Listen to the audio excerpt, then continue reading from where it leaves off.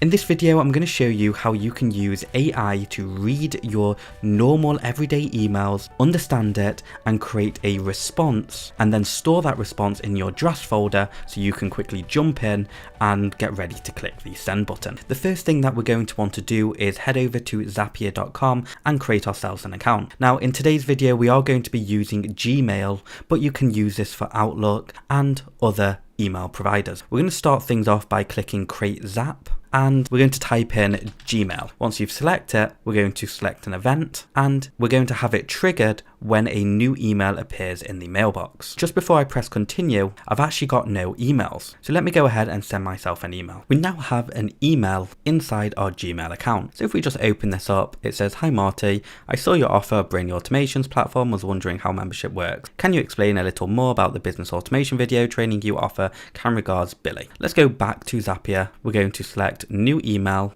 do continue. We're going to connect our Gmail account and do allow. Our Gmail account has now been added. We're going to click continue. Now you can actually filter everything depending on where these emails are going. So you can actually assign different templates or different processing patterns depending on where the email actually lands. But for this, we're just going to focus on inbox. We're going to do continue and then do test trigger. We can't jump over this bit because we actually need data to start populating everything. Here it says we found an email, and you can actually pull in all the emails inside your inbox. So if you want a different template to work from, just select between whatever options are here. So here it says the snippet, "Hi Marty, I saw your offer," and then we've got all of this other information here. We can actually ignore all of this information as it's not important. Go ahead and press continue. And now the next step is we want to process this information through AI. So we're going to type in OpenAI and select this option.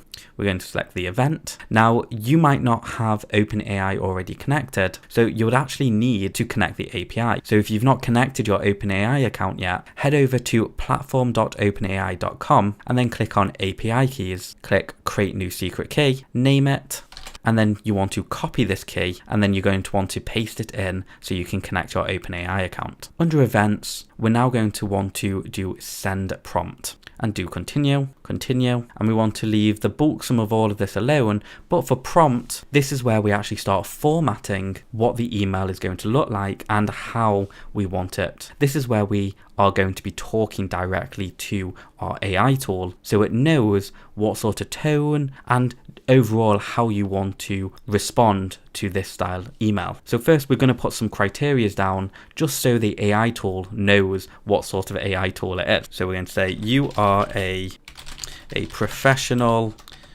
extroverted copywriter, and then we're going to say respond to this email, context, colon, and then we'll say subject line, and then where we've got this drop down, click on subject, and then we're going to say body, and then enter the body plane. We're just going to add a bit more information. So we're going to say you are a professional extroverted writer called Marty from brainyautomations.com. Okay.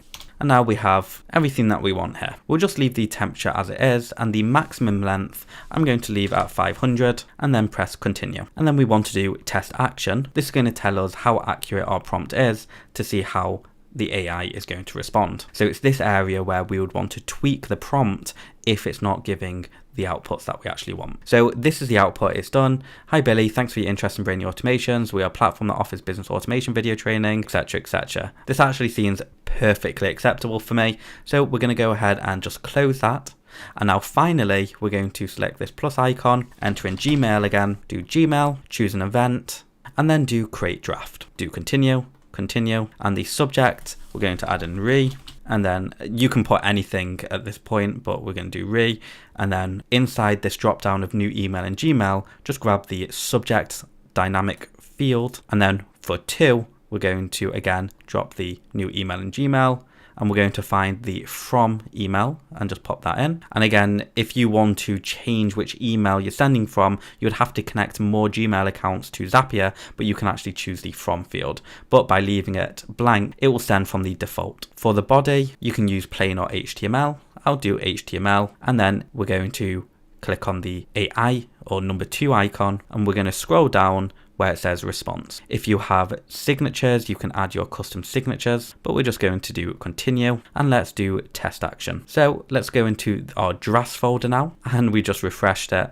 and you can see if we open that up, we now have our email just like that. And that will make your Zap live and working without you. If you enjoyed this video, head over to brainyautomations.com and join the community, as well as all my other training.